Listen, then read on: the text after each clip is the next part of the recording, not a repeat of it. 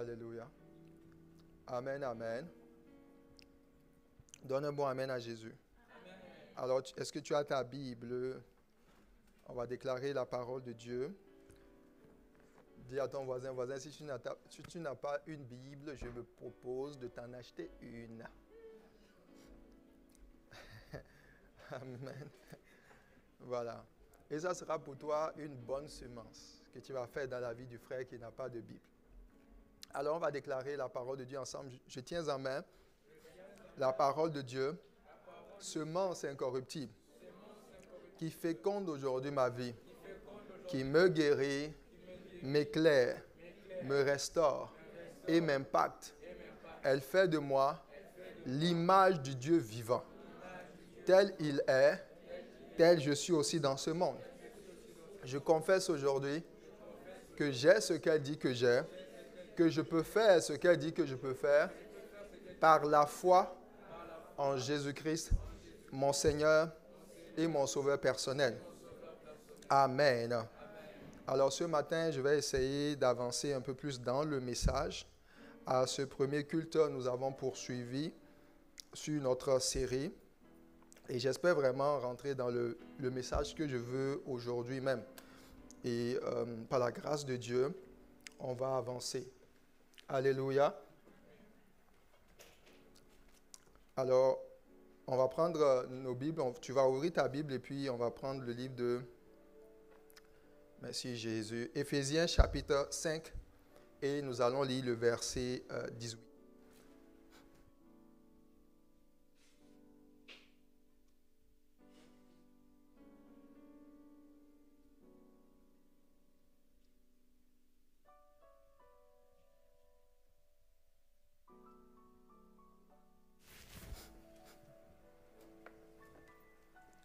Lisons ensemble.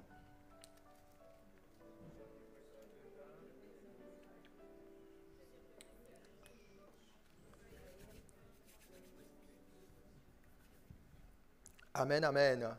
Alors la Bible dit dans Éphésiens chapitre 5, 18, « Ne vous enivrez pas de vin. » Alléluia. Dis à ton voisin, quelle est la marque du vin que tu prends? Tu ne prends pas du vin? Ah, c'est bon. C'est juste pour savoir. Voilà, c'est juste pour... Il dit, ne vous enivrez pas de vin. OK, donc ce passage, c'est clair que ça va beaucoup plus parler à quelqu'un qui a l'habitude de boire du vin. Parce que si tu ne bois pas du vin, tu ne sais pas ce que ça signifie s'enivrer de vin. Amen. Donc, dis à ton voisin, c'est comment ça se passe quand on est ivre de vin? Est-ce que tu peux me dire, quand tu es ivre, qu'est-ce qui se passe? Voilà. Souvent, quand les gens sont ivres, c'est là, voilà, je dis souvent, quand il y a des hommes comme ça dans leur couple, ils n'aiment pas leur belle-maman. Voilà. Les belles-mamans qui fatiguent. En tout cas, si tu es une belle-mère, il ne faut pas fatiguer le couple de ton enfant. Alléluia. Donc, quand ça se retrouve comme ça, c'est là le monsieur, il supporte sa belle-mère. Puis sa belle-mère vient, et puis il est toujours tendre, etc. Et puis il parle bien de sa belle-mère. Le jour où il est ivre de vin, c'est là il dit, oh, belle-maman, ta belle-mère me fatigue ici. Donc, il va parler, il va dire ça. Il dit, hey, la femme s'étonne. Depuis quand maintenant ma maman te fatigue? Mais il a toujours pensé ça. Mais il n'a jamais dit. Maintenant, comme le vin est au contrôle, le vin maintenant va s'exprimer. Voilà. Et j'ai vu comme ça des gens qui, même des professeurs, des enseignants, vous savez, le vin s'en fout de qui tu es. Si tu es président de la République, etc., des gens, des personnes respectables, qu'on voyait, on dit non, cette personne-là est bien. Mais dès qu'elle a pris du vin, sort du bar, enlève sa chemise, son pantalon, se met à marcher. On dit, hey, qu'est-ce qu'il y a? Non, il ne sait pas. Le vin est au contrôle. Voilà. Certains se sont retrouvés même, il y a un trou là. Et puis quand ils regardent, ils voient comme un lit bien tressé. Et puis ils se couchent et se ramassent avec des fractures. C'est de ça qu'il parle. Il dit, ne vous enivrez pas de vin. Donc, l'effet du vin, c'est de prendre le contrôle. Et toute personne qui a été saoule sait que, généralement, après avoir été ivre, on ne se souvient même pas de ce qu'on a fait. Voilà. Et c'est très dangereux être ivre du vin, parce que le vin prend le contrôle systématiquement. Et Paul, ici, prend l'exemple du vin parce qu'il veut nous traduire une réalité dans le Saint-Esprit. Il dit, ne soyez pas ivres de vin, mais soyez au contraire remplis de l'Esprit. Amen, amen. Le point que nous sommes en train d'aborder dans la dimension de la prière pour améliorer l'efficacité de nos prières, nous avons dit que ce qui faisait en sorte que la vie de prière de Jésus était efficace, c'était à cause de ce que Jésus priait par l'Esprit. Dans Romains chapitre 8, la Bible nous dit, nous ne savons pas ce qu'il nous convient de demander. Amen. L'Esprit, lui aussi, nous aide dans nos prières. Et dans l'introduction, je vous ai dit, la prière ne vise pas à informer Dieu de nos besoins. Dieu connaît tout, Dieu sait tout. Mais il y a un protocole. Il y a beaucoup de choses qui entourent la prière dont nous avons parlé. Nous avons dit que dans la prière, il y a même la manière dont on aborde la prière, les expressions de prière. Okay? Il y a différentes catégories de prières. La Bible nous dit qu'il y a les prières de requête, les supplications, l'intercession. Donc, l'affaire de la prière est assez vaste. Mais dans tout cela, et même dans la manière dont tu peux t'adresser à Dieu, tu ne sais pas exactement est-ce que tu vas venir pour un sujet donné, dire Seigneur, je te supplie, viens m'aider, ou tu vas prendre autorité. Il y a des prières d'autorité, tu ne sais pas exactement comment tu vas faire. Et la Bible dit pour ça, Dieu nous a donné le Saint-Esprit pour nous aider. Donc le Saint-Esprit, quand il arrive, c'est la deuxième clé pour nous accompagner dans une vie de prière efficace. La première clé que nous avons vue, c'est l'aspect de rentrer dans le lieu secret, de fermer la porte. Et j'ai expliqué cela. Si tu n'as pas eu le message, il faut retourner sur nos réseaux sociaux et prendre le message pour écouter. Alléluia. Donc quand il dit « Soyez remplis de l'Esprit », nous comprenons que le Saint-Esprit veut te remplir. Le Saint-Esprit veut prendre le contrôle dans ta vie, un peu comme le fait le vin. Parce que dans le domaine de la prière, même tu peux être là, tu dis, face à une situation donnée, tu ne sais pas, est-ce qu'il faut que tu te lèves, est-ce qu'il faut que tu t'asseyes, est-ce que tu dois parler à une personne, etc. Il y a beaucoup de voix qui viennent à l'intérieur de toi. Tu ne sais pas exactement laquelle des voix te conduit vers la voix de Dieu. Quand quelqu'un est rempli de l'Esprit, une des choses, c'est que l'Esprit de Dieu va l'amener promptement vers les actions qu'il doit faire. Parce que l'Esprit a pris le contrôle. Il peut te dire, appelle telle personne, parle à une autre personne, assieds-toi, pose tel acte. Donc l'Esprit prend le contrôle. Alléluia. Et c'est comme ça, la plénitude de l'Esprit est ce qui va nous amener dans ce qu'on appelle la conduite de l'Esprit. Quand quelqu'un, pour que la personne puisse être conduite par le vin, il faut que d'abord il soit ivre.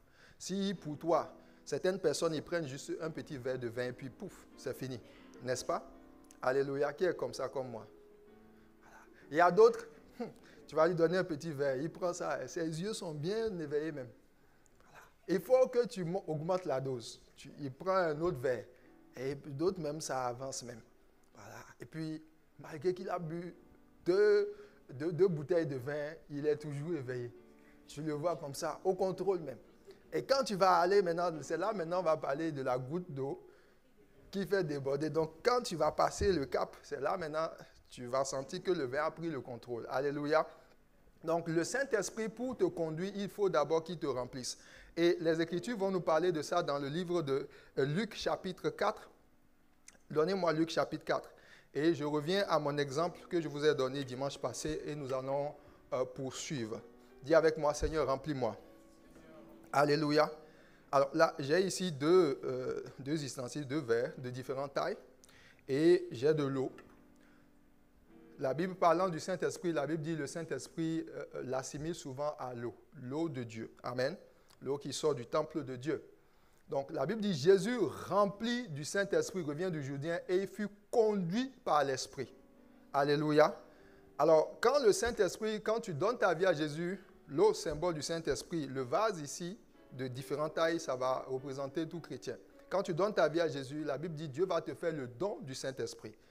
Le don du Saint-Esprit est une promesse pour tous ceux qui croient. Donc, quand tu reçois le Seigneur Jésus, Dieu te donne son esprit. Le Saint-Esprit, c'est simplement l'esprit de Jésus. Alléluia.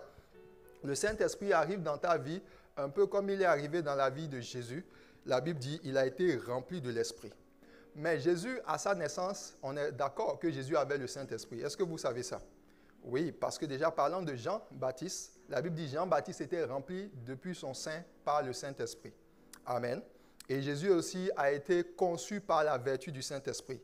Donc ici, la dimension de Jésus qui a reçu le Saint-Esprit, où il a été rempli, c'est une dimension de plénitude. Parce que là, Dieu voulait faire passer la vie de Jésus dans une nouvelle dimension de conduite dans le surnaturel. Et la Bible dit, il fallait qu'il soit rempli. Donc, l'Esprit de Dieu a rempli Jésus à partir du moment où il a été rempli, est-ce qu'on peut dire ce contenant est rempli?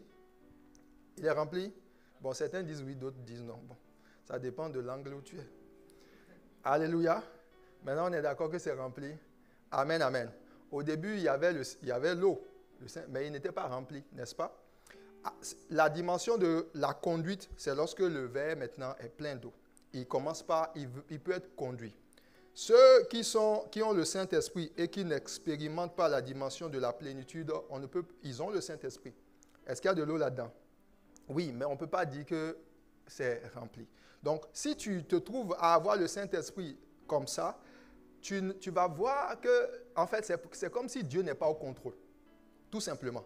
Il y a des domaines de ta vie où Dieu agit et des domaines où c'est toi-même qui agis. Tu as des pensées de Dieu, des pensées de sainteté. Tantôt, tu peux avoir des pensées d'impureté. Tu as des pensées de paix. Tantôt, tu as des pensées de stress, de culpabilité, etc.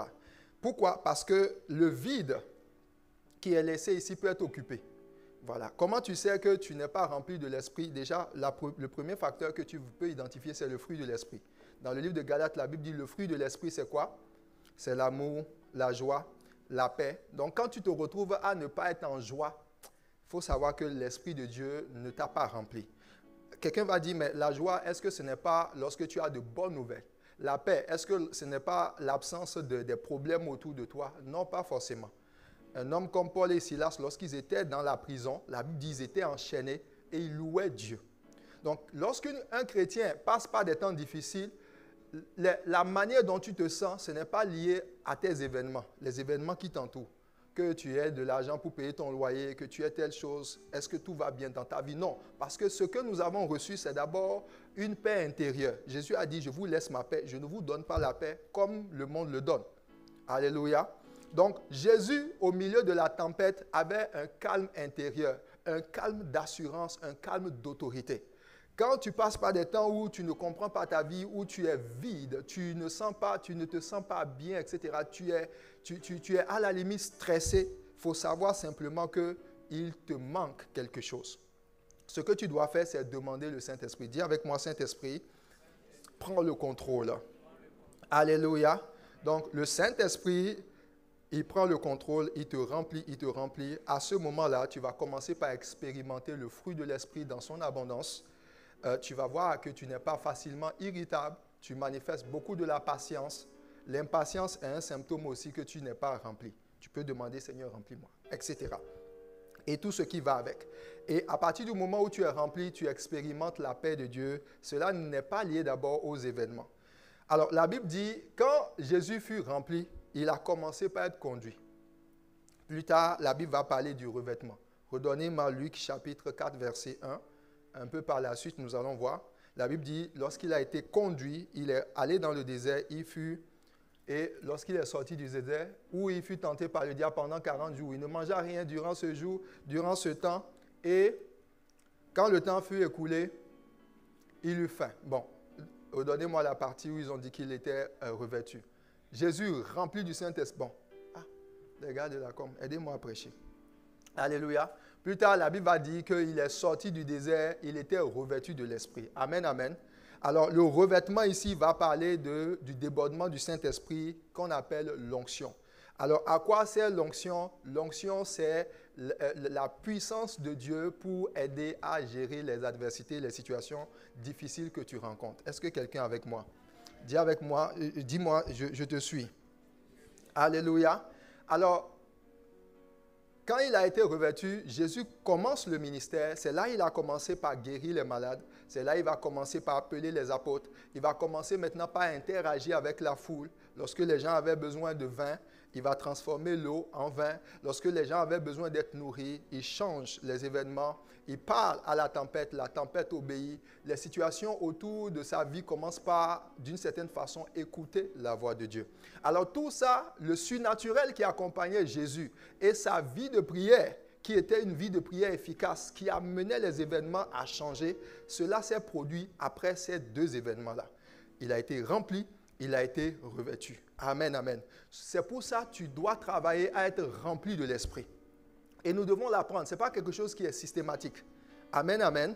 Et l'une des choses également que Dieu te donne lorsque tu es rempli, L'eau, c'est le symbole du Saint-Esprit, mais l'eau, c'est le symbole de l'onction. Lorsque Dieu te donne l'eau, c'est pour gérer les adversités que tu rencontres. Amen, amen. Par exemple, tu as un problème de travail. Dieu te remplit, te donne l'onction pour pouvoir trouver le travail. Tu as un problème, par exemple, tu es au niveau de tes études. Il faut que tu payes ta scolarité, etc. Donc, Dieu dit, parce que tu as des challenges, moi, je vais te donner l'onction pour traiter avec ces difficultés. Des difficultés d'enfantement, Dieu peut te donner l'enfantement. Il te dit, je te donne l'eau. Alléluia. Et quand tu es rempli de cette eau-là, tu vas commencer par aider. Ça va être pour toi une source de bénédiction pour toi-même. Ça va bénir des gens qui sont autour de toi, tes collaborateurs. Et en fonction de la manière dont ta vie évolue, Dieu va juger que tu peux transporter plus du Saint-Esprit. Donc, l'eau qu'il te donne va venir maintenant désaltérer les gens autour de toi. Amen, amen. Mais souvenez-vous ce que la Bible dit. La Bible dit, parlant de Jésus, quand il va commencer par faire son ministère, un jour, il y a une femme à la paix de sang qui est venue toucher le pan de la robe de Jésus. Et qu'est-ce que Jésus a dit? Jésus dit, une force est sortie de moi. Alléluia. Donnez un bon amen à Jésus. Donc, la force qui est sortie de Jésus, elle venait d'où? Elle venait de la présence du Saint-Esprit en lui. Chaque fois que tu as une situation à traiter, il faut savoir qu'il y a une force qui doit sortir de toi. Quand tu vas au travail et tu as des sollicitations, on vient te dire, voici, il y a tel dossier que tu dois gérer. Même après une journée de travail, est-ce que tu n'es pas fatigué? Tu es fatigué. Chaque sollicitation te demande d'une certaine façon une force. Il y a une force qui sort de toi. Souvent, tu n'es pas conscient. Tu penses que les forces que tu as, que tu dois faire, c'est simplement manger la nourriture. Non. La belle preuve, il y a des fois, tu manges et puis tu vois que tu es tendu. Tu es tendu, tu es stressé. Il y a même, tu te retrouves dans ton lieu de travail, il suffit simplement qu'on dise, depuis un certain temps, l'entreprise ne va pas bien. Alléluia. Et puis, on sent qu'il y a des gens qui doivent, on veut diminuer l'effectif. Cette information seule peut faire en sorte que durant toute ta semaine, tu peux passer, tu ne te sentiras pas bien. À force de penser à qu'est-ce qui peut se passer, est-ce que je vais être envoyé, etc. Même des gens qui sont autour de toi, leurs peines peuvent venir te chercher. Chaque fois qu'on t'appelle, tu es la grande sœur de la famille. Ta petite sœur vient, elle dit, ma grande sœur, vraiment, j'ai des problèmes, j'ai tel problème.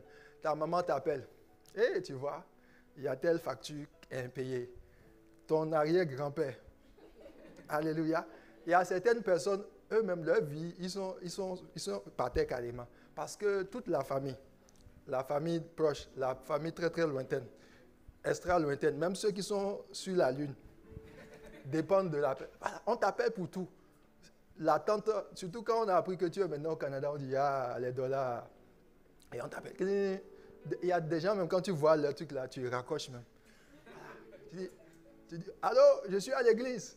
Alors que tu n'es pas à l'église. Je te rappelle. Voilà. Et puis tu inventes des choses comme ça. Parce que tu veux fuir la vie.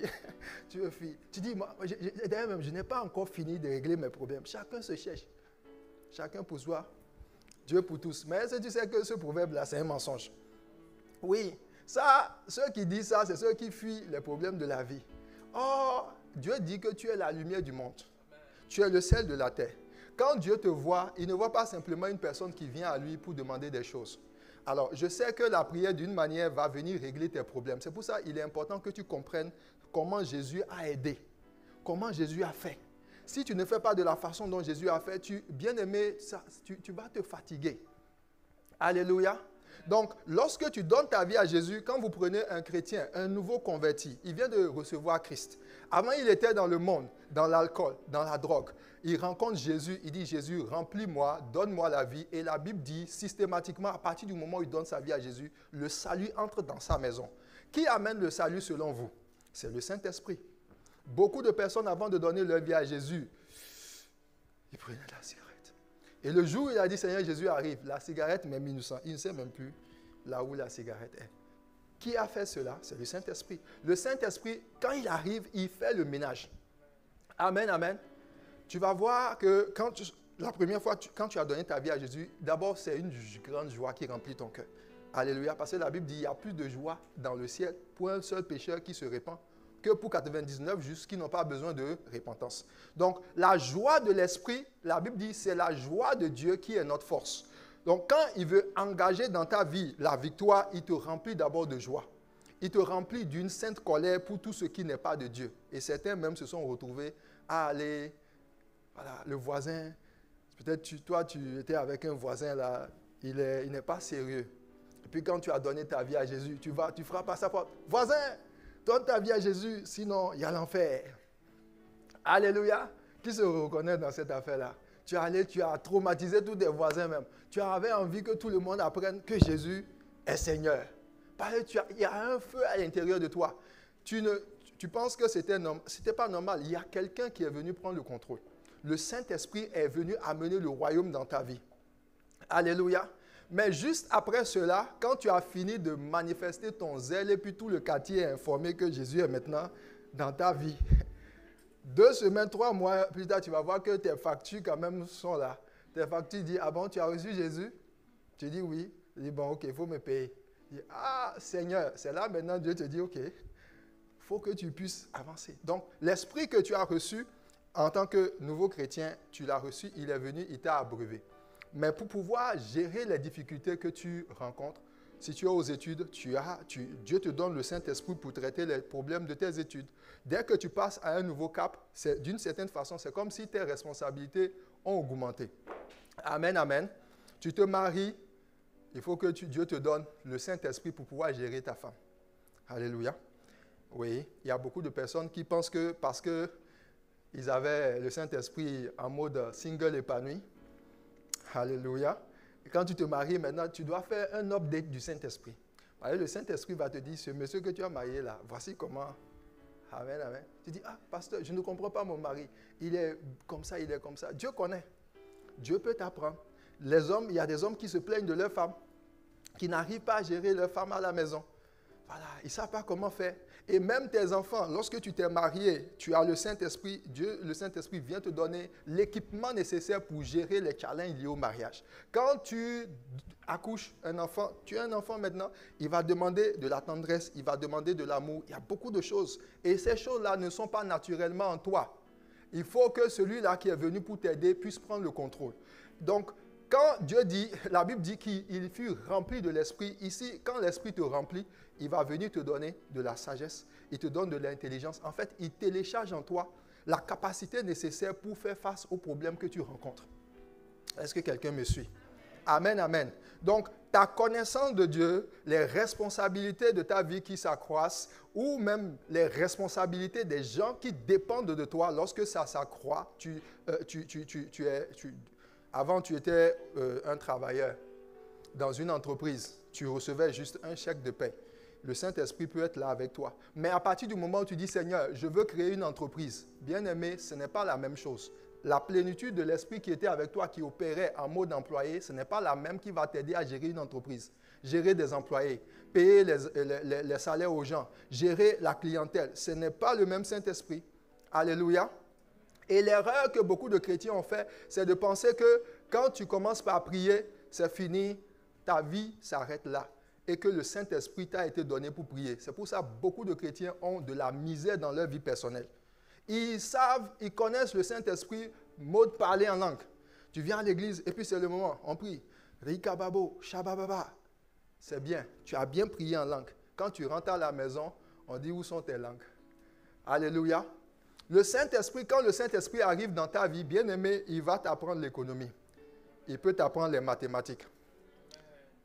Dieu dit, je vais te faire monter, je vais te rendre prospère. Le Saint-Esprit peut t'apprendre les comptabilités. Et tu sais que tu n'as pas besoin d'aller faire un CPA pour être un comptable chevronné. Alléluia. Tu n'as pas besoin. Même l'architecture, le Saint-Esprit peut te montrer des plans, des choses. Regardez comment, est-ce que Jacob est allé dans une école d'élevage? Non. Quand il est allé chez son oncle Laban, la Bible dit que Laban l'avait pris et puis il l'avait réduit en esclavage. Il travaille 7 ans pour une femme qui ne voulait pas marier. Alléluia. Et il lui fait encore travailler 7 ans, 14 ans de travail gratuit. Et puis à un moment donné, Dieu rentre dans l'affaire. Pendant qu'il dort, l'ange lui apparaît. Il dit, voici, prends telle branche, mélange avec telle chose, mets ça devant les brebis. Quand elles vont boire, elles vont rentrer en chaleur et puis les agneaux qui vont sortir seront achetés, etc. Donc, l'homme n'était pas un éleveur ou même dans l'agriculture. Bien-aimé, lorsque tu vas commencer par dire, Seigneur, fais-moi prospérer, il suffit simplement que tu sois en train de conduire ta voiture et tu vas peut-être à Saint-Félicien ou bien je ne sais pas où. Et puis on dit, tu as un contrat simplement pour aller faire quelque chose, je ne sais pas c'est quoi. Tu seras en train de conduire comme ça. Et quand tu es rempli de l'esprit, il te montre un endroit, il dit, ce lieu-là, cherche à l'acquérir. Fais ceci, fais cela.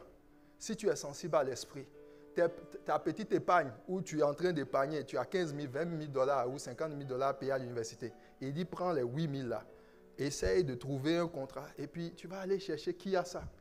Tu vas arriver, tu seras étonné. Les gens vont dire, oh, ok, bon, on voulait, mais prenez, utilisez.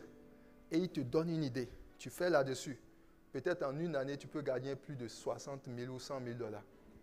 Il change ta vie du jour au lendemain. Lorsque le Saint-Esprit est arrivé dans la vie de Salomon, qu'est-ce qui s'est passé? Il ne l'a pas rempli pour le faire prier en langue, bien-aimé. Le Saint-Esprit ne vient pas dans ta vie pour te faire venir à l'église. Le Saint-Esprit ne vient pas dans ta vie pour que tu fasses même des temps de jeûne et prière. Les temps de jeûne et prière ont leur raison. Mais ce n'est pas la raison de l'Esprit. Quand le Saint-Esprit est venu dans la vie de Salomon, il a fait de lui l'homme d'affaires le plus influent de son époque. Lorsqu'il est arrivé dans la vie de Daniel, il a fait de les conseillers présidentiels les plus importants, les plus influents. Aujourd'hui, allez aux États-Unis. Vous allez voir, pourquoi pensez-vous que les USA, quels que soient les problèmes que Israël a, ils sont toujours derrière les États-Unis. Allez regarder un peu le cabinet de conseil de Donald Trump. La plupart d'entre eux sont des Juifs. C'est des gens, quand tu les vois, ils vont à la synagogue. Ils n'ont même pas encore reçu Jésus comme leur Seigneur Sauveur. Mais quand ils vont, ils sont même des fois même plus assidus à la synagogue que beaucoup de chrétiens.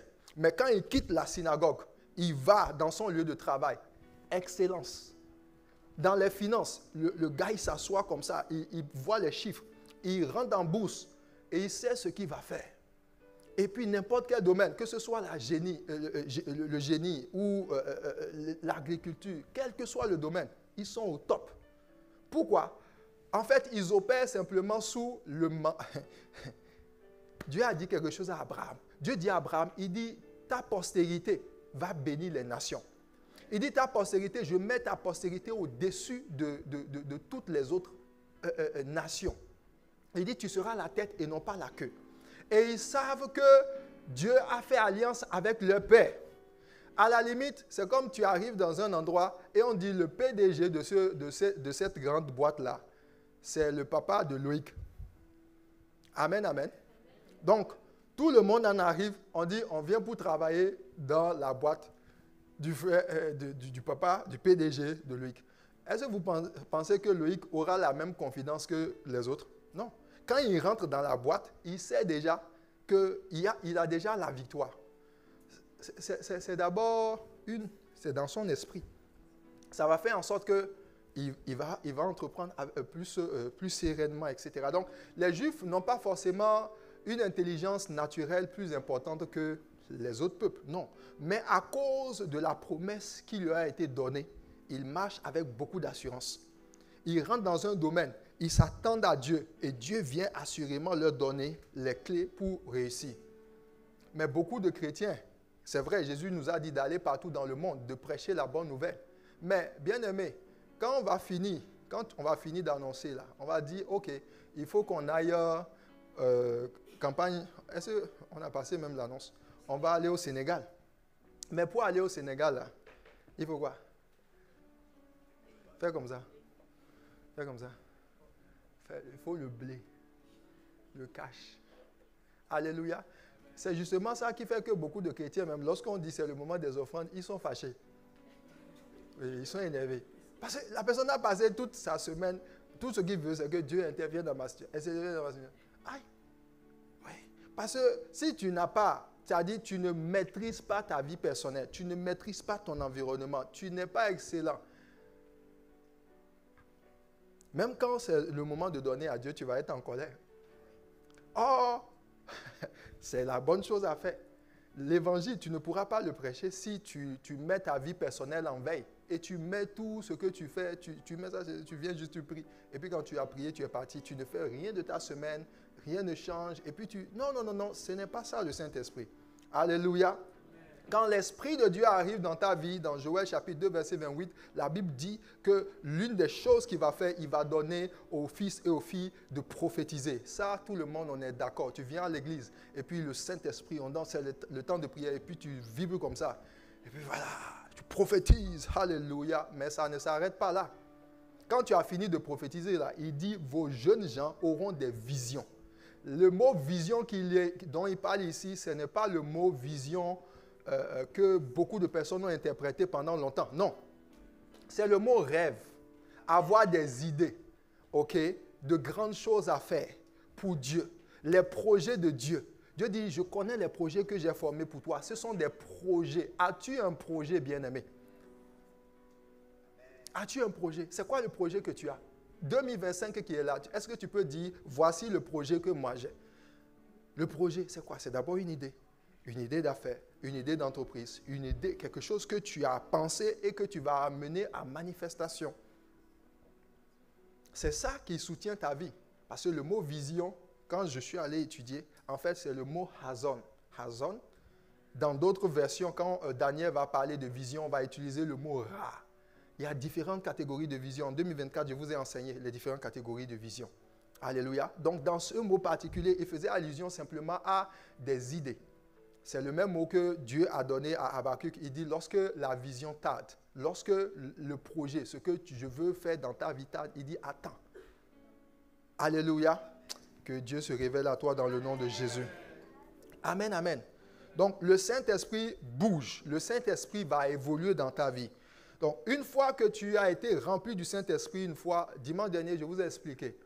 Et l'erreur que nous avons faite, c'est de croire qu'on reçoit le Saint-Esprit une fois. Dans le pentecôtisme, même, les gens ont fait beaucoup cette erreur. C'est ça qui fait en sorte que, pour beaucoup, les gens se moquent des chrétiens. On dit, oh, c'est juste des chrétiens du dimanche, ils prient simplement et puis ça bouge. Voilà. Donc, ils ont reçu le Saint-Esprit en Actes chapitre 2. La Bible dit, la chambre dans laquelle ils étaient, il y a eu le vent impétueux et ils ont été remplis du Saint-Esprit. Dis avec moi, j'ai été rempli du Saint-Esprit. Amen. Alléluia. Et plus tard, dans le livre de Actes chapitre 4, la Bible dit, des persécutions vont se manifester et ils sont repartis dans la chambre et puis ils ont prié et la Bible dit que le lieu encore a été... voilà, le Saint-Esprit est descendu, ils ont été remplis. Et la Bible dit, ils sont sortis maintenant pour annoncer la parole avec assurance. Donc, entre ces deux moments, ce qui s'est passé, c'est que leur vase a grandi. Ils avaient une dimension du Saint-Esprit qui les a aidés à prêcher l'Évangile, soit peut-être à étudier. Ensuite, tu passes à une autre saison de ta vie change, tu as plus de défis. Ah, tu dis, Seigneur, vraiment, je ne m'en sors plus. Amen, amen.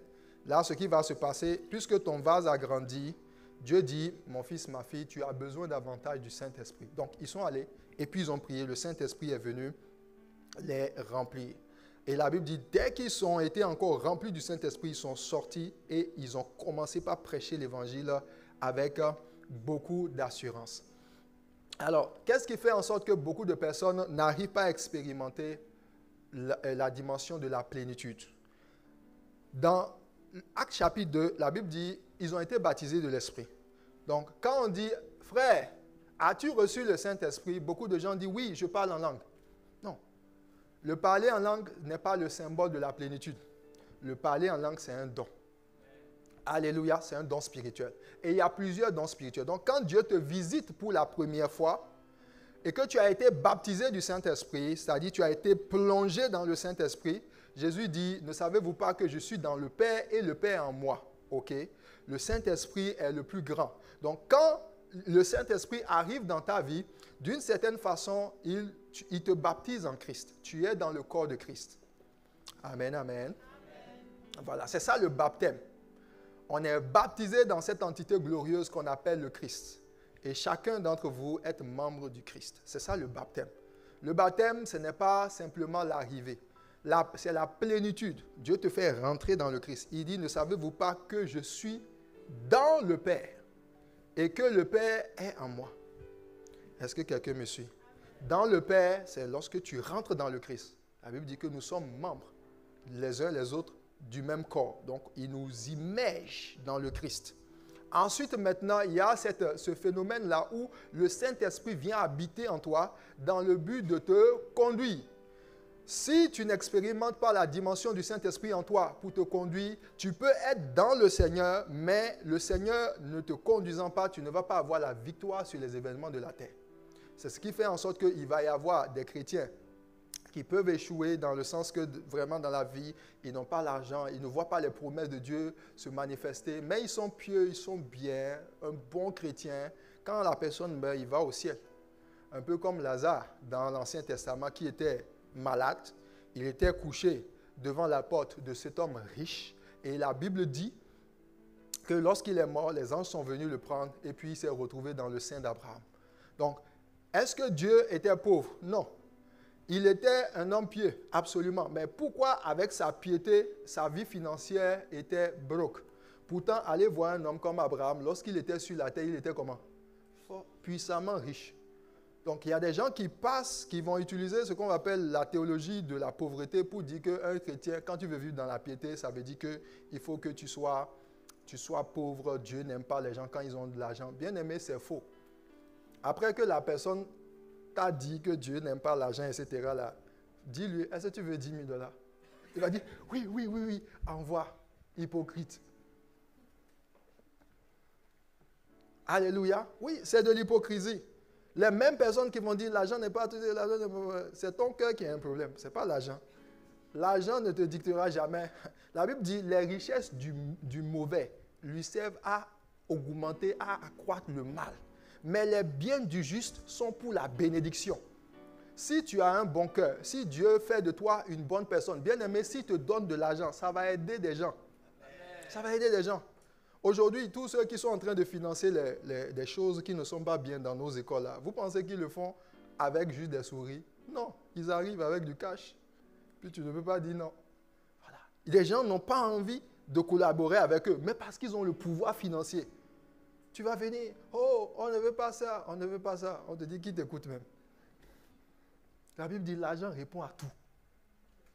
L'argent répond à tout. On n'a pas dit de poursuivre l'argent ou tu dis, oh, argent, viens, oh, si tu n'étais pas. Non, tu dis, argent, suis-moi.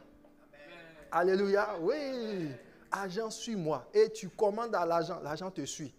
La Bible dit la prospérité accompagnait Joseph.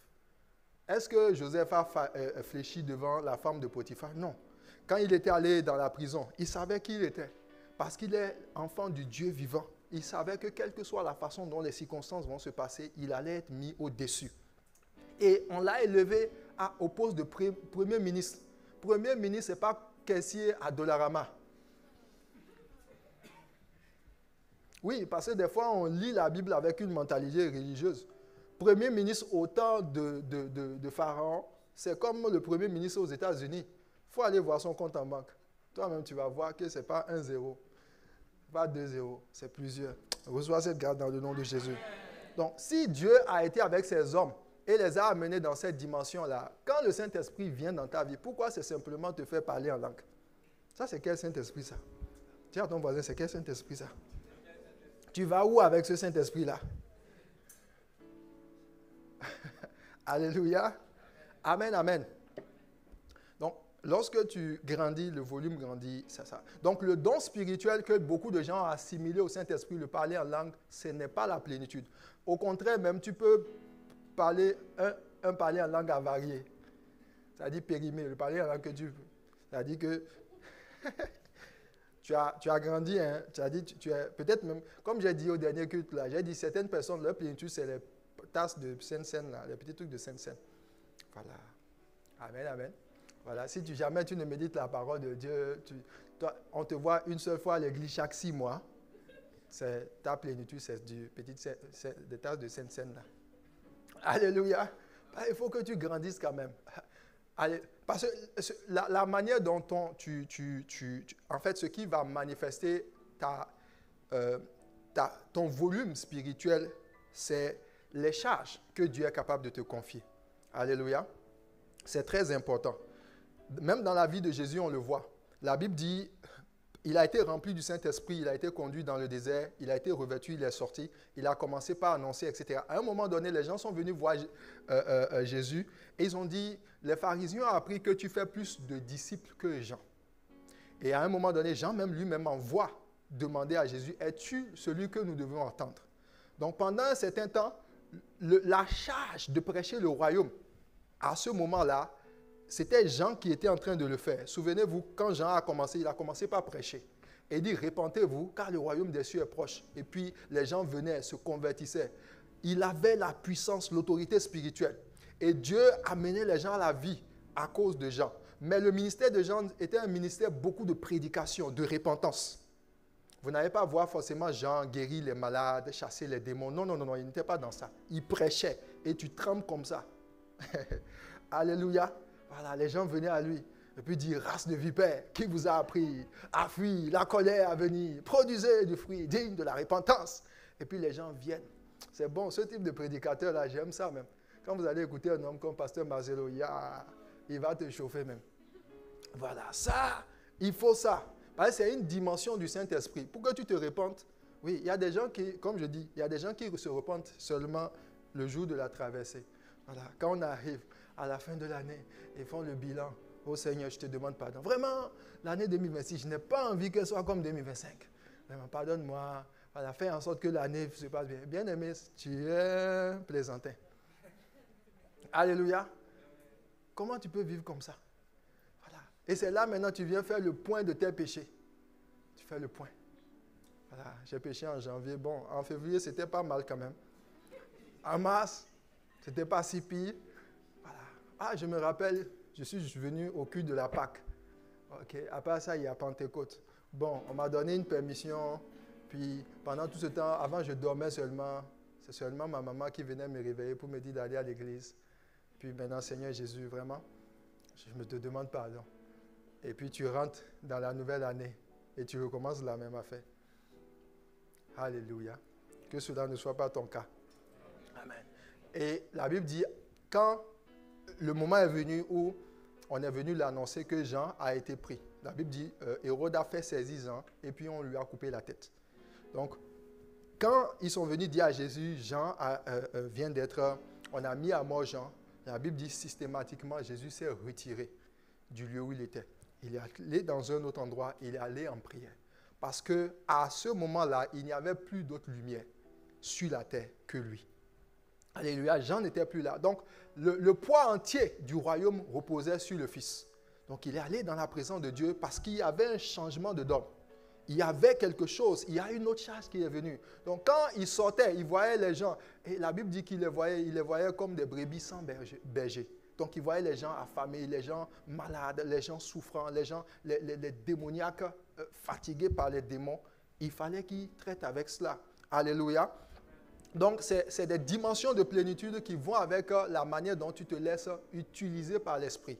Et pour la vie de certaines personnes, la plénitude que tu as peut-être actuellement, ça te sert à éduquer ton enfant, ça te sert à gérer ton foyer. C'est une très bonne chose. À un moment donné, Dieu peut voir que, il te confie ta famille. OK? Surtout quand tu vois que ton téléphone sonne beaucoup, c'est toi qu'on sollicite là. Tu dis, oh, est-ce que vous n'avez pas trouvé une autre personne à fatiguer? C'est toujours moi. Bien aimé, il ne faut pas te plaindre. Amen, amen. Je ne dis pas de répondre à toute sollicitation. Mais ne fuis pas les demandes. Parce que tu peux être la personne qui est la plus à même. Même si tu n'es pas totalement au point. Regarde très bien ceux qui te sollicitent là. Tu vas voir que si tu veux comparer, tu es au moins mieux quand même. Alléluia. Donne un bon amen à Jésus. Donc, quand les gens parlent en langue, ils pensent que c'est la plénitude. Non. Donc, si par exemple, ta plénitude, tu n'as pas laissé l'Esprit de Dieu te remplir et que quand tu as donné ta vie à Jésus, le Saint-Esprit t'a rempli. Et dans cette dimension-là, tu avais la plénitude et tu as eu le don de parler en langue. Et ça se manifeste. Ribaba, ribaba, ribaba. Amen, amen. C'est puissant. Bon, au passage, ribaba là, ça peut dire beaucoup de choses. Voilà, il y a des gens qui disent, mais ça, c'est qu'elle a fait ça. On va revenir sur ça, sur le troisième point, la puissance du parler en langue. Alléluia. Quand le ribaba là, ça peut être un nouveau travail, une nouvelle dimension. Le ri-baba peut signifier Seigneur, je te rends grâce. Le ri-baba là, ça peut dire Seigneur, frappe mes ennemis. Alléluia, c'est un langage du ciel. C'est codé, ce n'est pas le Saint-Esprit. La Bible dit l'Esprit de Dieu fait monter des soupirs inexprimables, c'est-à-dire des choses que le langage humain ne peut pas forcément décrire. Donne un bon amen à Jésus. Amen. Alléluia. Et le parler en langue, tu dois comprendre ce que c'est. Donc, si par exemple, toi, dans ta plénitude, c'était ce ri-baba là. Hein? Et ça, c'était en 1980. Ri-baba.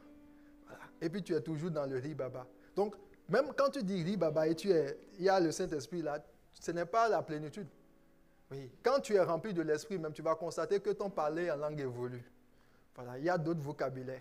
Le parler en langue que tu as parlé il y a de cela 5 mois là, si tu as la plénitude, tu continues, à un moment donné, tu vas voir que ça change un peu quand même. Amen. Ça évolue avec ta plénitude. Donc, tu évolues et puis l'Esprit de Dieu te remplit, te remplit, te remplit. À un moment donné, et déborde. Reçois la plénitude dans le nom de Jésus. Donc, quels que soient les temps par lesquels tu passes, il faut que tu ailles rechercher la plénitude. Et tu dois être très conscient de ce que tu dois évoluer. Mais beaucoup de gens marchent en étant vraiment vides.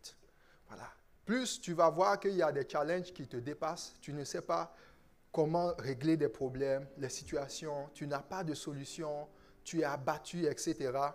C'est un signe qui t'indique que tu n'es plus plein. Il faut que tu cherches l'Esprit. Amen.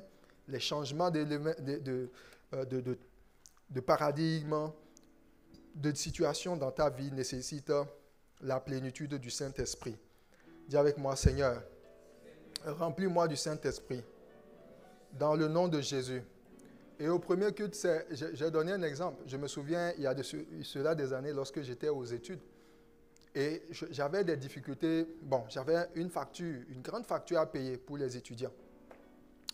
À un moment donné, j'étais à la bibliothèque et puis j'étais en train d'étudier. Lorsque je finis d'étudier, je veux descendre pour aller à la maison. Pendant que je suis sur le chemin d'aller à la maison, j'entends le Saint-Esprit me dire, retourne-toi et va au secrétariat de ton problème et de ton programme. Donc, je dis, bon, ok Seigneur, ça n'a pas de sens, mais je fais cela. Donc, et je me retourne et je vais. Quand j'arrive là-bas, je salue la secrétaire, on commence par parler. À un moment donné, elle me dit, Monsieur Andebi, il y a une bourse qui est sur ma table actuellement. Est-ce que vous voulez... Alléluia. Donc, de là où ma facture d'université était à plus de 15 000 $, je me suis retrouvé juste en 1 minute à devoir payer juste 1 000 $. Amen. Oui, tu peux acclamer Jésus. Voilà. Donc, à ce moment, quelqu'un peut dire, ah, mais comment ça? C'était le Saint-Esprit. Voilà. Ce n'était pas simplement la dimension de la prière. Parce que si tu pries, tu dois savoir que le Saint-Esprit, lorsqu'il te remplit, il va te faire bouger. Mais beaucoup de gens ne bougent pas par le Saint-Esprit. Tu as fini de prier, tu as fermé la porte. Ben, ça dit, à la limite, tu ne fais plus rien d'autre. Tu pries et puis tu oublies que le Saint-Esprit est avec toi. Lorsque Jésus était rempli du Saint-Esprit, la manière dont le Saint-Esprit le conduisait, ce n'est pas simplement lorsqu'il est allé dans le désert. Parce que souvent, c'est ce qu'on dit. Oh, Jésus a été conduit dans le désert. Est-ce que c'est la dernière fois? Non. Presque toute sa vie, il était permanemment conduit par l'Esprit. Donc, quand on est venu lui dire le vin a manqué, Jésus il a dit, ok, on va faire une veillée de prière maintenant. Les apôtres, venez. Il y a besoin de vin. Rikabodoa, kabaya. Et ils ont commencé par prier, le vin, descend du ciel. Ils auraient fait ça pendant des années, le vin ne serait pas venu. Et il y a beaucoup de chrétiens qui font ça. Oui. Tu pries Dieu, et puis c'est comme si tu fiches Dieu dans le temps. Et tu le laisses là. Dieu, débrouille-toi. Je ne sais pas comment tu vas faire, hein, mais moi je t'attends seulement. Bien-aimé, tu vas attendre pendant longtemps. Oui. Parce que l'Esprit de Dieu est vivant. L'Esprit de Dieu est en mouvement. L'Esprit de Dieu peut te dire, ma fille, prends ton téléphone, appelle telle personne. Dis-lui telle chose. Tu vas le faire. Aïe. Si tu mets le Saint-Esprit au garage et puis tu avances seulement, ta vie va être compliquée. Des situations vont arriver. Tu vas te plaindre. Tu vas dire, Dieu, pourquoi les choses sont comme ça? Je ne comprends pas pourquoi ma vie est comme ça. parce qu'à aucun moment tu ne l'as laissé te parler. Tu ne l'as pas laissé. Donc Jésus dit, ok, prenez des vases. D'abord, il a dit, mon temps n'est pas venu. À un moment donné, l'Esprit lui dit, ok, c'est bon, c'est le moment. Et dit, prenez les vases qui servent à la purification, allez remplir l'eau, et puis apportez-le à l'ordonnateur du repas. Et puis ils ont fait ce que Jésus a dit, mais poussés par le Saint-Esprit. Il y a beaucoup de gens, par exemple, des fois, qui viennent me voir avec des problèmes. Et puis, ils disent, ah, pasteur, j'ai tel truc, j'ai tel problème. Mais à la limite, vous savez, il y a des fois, on dit, hein, on parle. Et puis, Dieu lui-même arrive dans ta situation et change les événements. Mais il y a des fois, il y a une instruction qu'il veut te donner. Il y a un pas que tu dois poser. Des fois même, tu peux être chez toi à la maison. Il va te dire, lève-toi maintenant, va faire l'épicerie. Tu dis, ah, mais c'était hier, je suis allé faire l'épicerie. Mon ami, quel est ton problème? Vas-y au moins. Au moins, si rien ne s'est passé, tu as fait une balade. Alléluia. Tu seras marché. Pendant que tu seras en train de partir, tu vas rencontrer un frère. Et quand tu rencontres le frère vient d'arriver. Et puis, il ne sait pas où aller prier. Et tu dis, bonjour. Elle dit, bonjour ma soeur. Je dis, bonjour. Je suis nouvel arrivant. Je ne sais pas où je vais aller adorer Dieu. Tu dis, ah viens. Il y a l'église vase d'honneur. Alléluia. Je sais à quoi tu penses. Ce n'est pas ça. Amen. Quand tu invites les gens à l'église, c'est pour qu'ils viennent adorer Dieu. Pas pour que tu puisses te marier. Maintenant, il se peut qu'éventuellement ça soit le frère. Voilà, il vient et après il dit, waouh, voici cette fois-ci celle qui est os de mes os, chair de ma chair. Voilà. Et puis il vient et dit, ah pasteur, j'ai vu une perle rare. Voilà. Puis voilà, quand il va dire, on s'est rencontrés au Maxi, c'est elle-même, c'est à cause d'elle que je suis venu à Vase d'honneur. On dit, ah bon? Il dit, oui. Mais si tu n'avais pas écouté la voix de Dieu, peut-être que c'est une autre sœur qui l'aurait fait venir. Oh, le frère était dans ta destinée. Tu as vu, non? Oh! Alléluia. Donc, souvent, l'exaucement de Dieu passe sous le nez de beaucoup de gens comme ça. Parce que les gens ne sont pas remplis de l'Esprit. Dis avec moi, Seigneur, remplis-moi de toi. Dans le nom de Jésus. Alors, qu'est-ce qui déclenche Comment tu peux reconnaître que tu n'es plus plein de l'Esprit? C'est d'abord, le premier élément, c'est l'accumulation des problèmes dans ta vie. Alléluia. Lorsque tu vois qu'il y a beaucoup en plus de problèmes ou que tu perds d'efficacité, tu n'es plus efficace, tu as des objectifs mais tu n'arrives pas, tu ne sais pas par où tu vas commencer, tu passes par une période de confusion et que les situations sont compliquées, c'est le premier indicateur qui te montre qu'il faut que tu ailles chercher la plénitude. Alléluia. Dans le livre de Jean, chapitre 7, nous allons voir. Et ces problèmes qui se présentent à toi vont être traduits par ce qu'on appelle la soif. Dis avec moi la soif. Alléluia. Jean chapitre 7. À partir du verset 1. Bon, donnez-moi le verset 37. Allons-y. Jean chapitre 7, verset 37. Il dit, le dernier jour, amen, amen. Disons, le dernier jour, le grand jour de la fête, Jésus, se tenant debout, s'écria, si quelqu'un a soif, dis avec moi, si quelqu'un a soif. Il dit quoi? Qu'il vienne à moi et qu'il boive. Alléluia. Donc il dit, tu vas boire si tu viens à Jésus. Mais avant qu'il ne te donne de l'eau, il va dire, tu dois avoir soif. Alléluia. La soif est ce qui va te donner d'aller recevoir la plénitude. Il dit qu'ils viennent à moi et qu'ils boivent. Verset 38, la suite. Celui qui croit en moi, des fleuves d'eau vive couleront de son sein. Dis avec moi, les fleuves d'eau vive couleront de son sein. Il dit, comme le dit l'Écriture, continuez le verset. Il dit cela de l'Esprit que devaient recevoir ceux qui croiraient en lui, car l'Esprit n'a pas encore été manifesté parce que Jésus n'avait pas encore été glorifié. Donc, il y a une dimension de ta vie où l'Esprit de Dieu doit jaillir sous forme d'eau vive. Amen. Voilà. Alors, dans la parole de Dieu, on va présenter le Saint-Esprit souvent comme un torrent. Est-ce que vous avez déjà vu un torrent? Un torrent, ce n'est pas un marigot, ce n'est pas un petit puits. Non. Il y a des endroits où tu peux puiser de l'eau. À des moments donnés, même on dit, oh, la nappe phréatique, il n'y a plus de l'eau là. Amen. Et il y a la dimension des fleuves. Mais il y a la dimension des torrents. Le torrent, c'est une source illimitée d'eau. Et souvent, le torrent, lorsqu'il rentre, il arrive, il peut être calme, mais aussi il peut être puissant. Amen. Donc, la Bible dit que celui qui va croire en lui, il va venir boire, mais de lui vont jaillir quoi? Des sources d'eau vive. Il dit, des torrents d'eau vont jaillir de son sein. Alors, ces torrents-là servent à quoi? Ces torrents servent à désaltérer.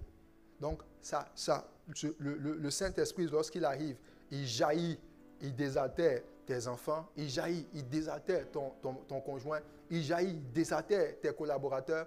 Quand tu te retrouves à être une personne vers qui les gens ne vont pas facilement, parce que, à la limite, ils ne vont même pas trouver la raison pour laquelle tu es sur la terre.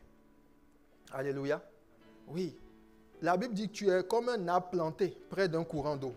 Un arbre, pour qu'on trouve son utilité, c'est son fruit. Alléluia. Si tu veux être épanoui dans la vie, il y a quelque chose que les gens doivent trouver de toi. Les gens qui sont seuls, les gens que personne ne peut dire vraiment, cette personne, quand je vais vers lui, soit je suis consolé, je suis soutenu, ses paroles m'aident, il est une bénédiction. Tu peux être une bénédiction, par exemple, à l'église pour beaucoup de choses. Peut-être que tu es chantre. Lorsque tu chantes, on dit « Waouh, quelle chante !» Alléluia. C'est une dimension de l'esprit. Il y a une source d'eau il y a de l'eau qui jaillit de toi. Tu peux être dans un service et puis tu fais quelque chose. Mais la dimension que Dieu veut, qui va te permettre de pouvoir t'élever au-dessus des situations, ce n'est pas simplement une dimension d'eau, mais c'est une dimension d'eau abondante. Alléluia. Et plus tu veux que Dieu étende tes limites, il faut que le Saint-Esprit soit en toi, mais de façon abondante. Alléluia.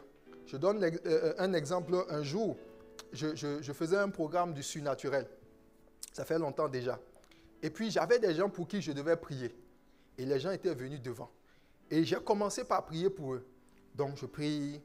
Voilà, il y a des délivrances, etc. À un moment donné, pendant que j'étais en train de prier pour les gens, j'ai senti une grande fatigue. C'est-à-dire, à la limite, je n'arrivais même pas à tenir. Donc, je commençais même pas à dandiner comme ça. Mes yeux, ça tournait dans tous les sens. J'ai dit, mais ça, c'est qu'elle a fait ça. Bon, Dieu m'a aidé. J'ai fini. J'ai prié pour les gens et je suis reparti. Donc, quand je suis allé dans la présence de Dieu, j'étais en train de prier. L'Esprit de Dieu me dit, la plénitude que tu avais, que tu allais chercher, tu as pris avant de prier pour les gens, n'était pas suffisante par rapport au challenge que les gens avaient. Alléluia. Oui. Parce que quand on parle de l'eau, il y a des problèmes bien-aimés qui boivent beaucoup d'eau. Voilà, il faut donner le mot. Si c'est otivore ou bien quoi, je ne sais pas. Ça boit de l'eau. Toi, tu as des challenges. Ton challenge là, ça boit de l'eau même. Mais l'eau qui est en toi, c'est petit comme ça. Pim. Mais l'eau là, c'est carrément une citerne. Et toi, c'est petit. Et puis tu vois l'eau. Voilà. Quand vous voyez, par exemple, quand Jésus dit, si tu as la foi comme un grain de sénévé, tu diras à cette montagne, ôte-toi et jette-toi dans la mer. Et puis tout ce que vous direz, ça va s'accomplir. Pourquoi est-ce que beaucoup de chrétiens se retrouvent devant des challenges, des problèmes? Ils disent au problème, au challenge, lève-toi. Le problème même te regarde et te dit toi-même, quitte là. Là où le problème, la montagne doit se déplacer, la montagne te dit toi aussi, déplace-toi. Donc, on se retrouve à avoir des chrétiens qui parlent avec, à la limite, quand ils disent, ok, Dieu va m'aider. Hein. Et puis tu t'en vas. Et tu reviens. Et puis tu dis, oh Seigneur, je ne comprends pas ma vie. Oui. Le problème est là, tu n'as pas pu le déplacer parce que tu n'es pas venu avec suffisamment du Saint-Esprit. Alléluia. Quand il m'a dit ça, j'ai dit, ah bon? Il dit oui. Voilà. Et Jésus même l'a dit. Regardez très bien. On a le cas où il dit, la femme l'a touché, il dit, une puissance est sortie de moi. Quand tu peux parler avec deux personnes et puis tu les aides. Rentre à la maison, tu vas voir. Si tu ne laisses pas le Saint-Esprit remplacer ce que tu as donné, et tu reprends encore à conseiller les gens, à les aider, à un moment donné, là, tu vas être vidé. Et c'est là maintenant tu vas tenir le langage. Oh, regardez vos problèmes. Moi-même, j'en ai suffisamment déjà. Voilà. Pourquoi? Parce que tu n'as pas laissé Dieu te renouveler. Et il y a des gens, quand ils ont, avec la petite eau à l'intérieur, ils ont vidé l'eau là, mais ils sont à sec. Et là, maintenant, ils deviennent stressés. Après le stress, ils deviennent très colériques, irritables. Et finalement, ça va de l'amertume. Moi, personne ne me comprend. Les choses sont difficiles. Quand ça finit comme ça, pour certains, c'est peut-être des crises cardiaques ou d'autres, c'est à l'asile. Dis à ton voisin, ça n'arrivera pas là pour toi. Voilà, parce que tu ne laisses pas Dieu te renouveler. Et Jésus a dit ça. Quand, une fois, les apôtres sont venus voir Jésus. Ils ont dit à Jésus, Seigneur, pourquoi n'avons-nous pas pu chasser ce démon? Et Jésus les a dit, mais c'est à cause de votre incrédulité. Il dit, mais cette espèce, cette sorte de démon, d'esprit, ne sort que par le jeûne et par la prière. Donc, il leur a dit qu'il y a quelque chose qui vous a manqué. Dans le jeûne et dans la prière, c'est une disposition spirituelle où tu vas chercher Dieu. Ce n'est pas simplement le fait de te priver de nourriture. Non, parce que se priver de nourriture, même les païens le font. Voilà, il y a des gens, que ce soit en islam, dans le bouddhisme, vous allez les voir et ils se privent beaucoup de nourriture. Mais ça ne change pas forcément quelque chose. Nous, la particularité, c'est que quand tu te disposes, tu rentres dans la présence de Dieu, justement, on va voir ce point tout à l'heure pour terminer, c'est que tu donnes à l'Esprit de Dieu la capacité de venir te remplir. Quand il te remplit, il te donne l'équipement. Parmi ces équipements, nous avons dit qu'il y avait les dons spirituels. Le don, par exemple, de parole en langue, il est bon. Mais est-ce que tu sais qu'il y a les autres dons? Il y a les autres dons.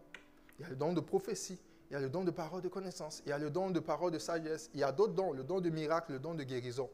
Selon le don que tu as besoin, que ta famille a besoin, ou que dans ton environnement, tu as besoin, l'Esprit de Dieu va te le télécharger. Alléluia. Voilà. Donc si tu viens, tu as quitté une famille où dans cette famille, il y a un esprit qui fatiguait les gens pour que les gens ne se marient pas. Ou quand ils se marient, ils ont des difficultés à avancer. C'est ce qu'on appelle un homme fort. Alléluia. Donc quand tu arrives, tu ne peux pas venir avec ta petite eau et puis tu viens en même temps. Tu dis, toi, esprit qui a fatigué mes aïeux depuis longtemps, je t'ordonne, au nom de Jésus, il faut partir. Il dit, ah bon? Tu es sûr? Quand il dit tu es sûr déjà, même toi, tu dis, ah bon, c'est vrai. Hein? Tu dis, bon, ok, attends. Je vais aller demander au pasteur d'abord. Voilà. Et Dieu est parti. Voilà. Et puis la situation est là. Ça n'a pas changé. Jusqu'au jour où l'Esprit de Dieu va dire maintenant, c'en est assez. Viens, je vais te remplir. Quand il te remplit, ce qui te manquait là, il va te le donner. Si tu étais dans la peur, tu étais un peu heureux et cette peur-là bloquait. Quand il te remplit, il te donne subitement de l'assurance. La Bible dit, à cause de la persécution, les apôtres, ils ont commencé par dire, est-ce que nous pouvons vraiment prêcher l'évangile? La Bible dit, quand ils sont rentrés, ils ont prié, ils disent, oh Dieu, tu vois, ils sont en train de vouloir nous empêcher. Donne à tes serviteurs maintenant de prêcher l'évangile avec assurance et qu'il se fasse en ton nom, par le nom de ton saint serviteur, des signes, des prodiges et des miracles. La Bible dit, le lieu où il s'est trouvé, le Saint-Esprit a rempli ce lieu. Ils ont été remplis du Saint-Esprit. Ils sont sortis, ils ont commencé par prêcher. On dit, ne vous avait-on pas empêché de prêcher? Ils disent, oh homme, comment est-ce que est-il convenable d'obéir aux hommes que d'obéir à Dieu? Donc, leur vie a changé. Si par exemple, dans ta vie, tu es bloqué par un esprit de pauvreté qui fait en sorte que chaque fois que tu commences une affaire, 2 jours plus tard, tu te décourages. Tu commences quelque chose, on peut venir prophétiser. Tu as accompli de grandes choses. Tu fais de grandes choses. Tu reçois l'idée, elle meurt. Tu reçois l'idée, elle meurt. Il faut que l'Esprit de Dieu vienne te remplir. Tu te lèves. La procrastination, il enlève. Il peut te faire tenir sur tes pieds la nuit pendant des heures. Et puis ce projet qui n'arrivait pas à voir le jour, verra le jour.